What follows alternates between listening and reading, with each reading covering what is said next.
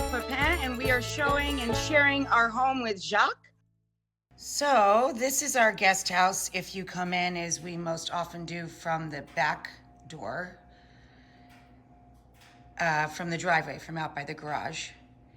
And I designed this house in a very small footprint, but we were allowed to go up. We were allowed to make it a little higher. And it is literally a small version of what our home was, in that the main room here you can see from the kitchen through to the rest of the great room. And there's a see-through fireplace that I have right in the middle of the room with benches on either side so you can sit there and warm your back. And basically I designed the house so I can see everything that's going on in the house from the kitchen. So although we lost our home, this is strangely homey because it is literally a small version of our house. So in this area, we have a small living room. It's very cozy though, and it doesn't feel small because the ceilings are quite high. 18 feet, I think. Yeah. This is a painting from my friend Jacques Pepin, and it reminds me of my home. And it's honestly one of my favorite things in the whole world. So beautiful. This is the house in the woods.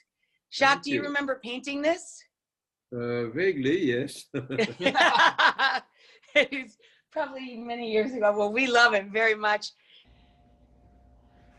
And behind the king and the queen there, the blue people on the wall, those barn doors hide a vinyl record player and our TV. Here's our living area. Here's some more of Jacques' wonderful art. These are signed to Prince. This is one of the first things I bought for people for this house, an Antipasti table. And when it doesn't have antipasti on it, it has a really cool vase of Juliet and a dagger next to it. Ooh, creepy. This is John's bar, where the mixologist is at work. All the magic happens. The magic. And there's the fireplace. It was built with stone from here, just like up the hill.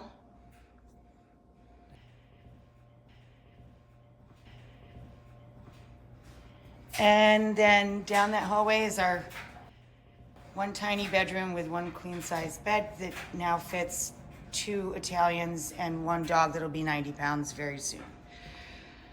Here's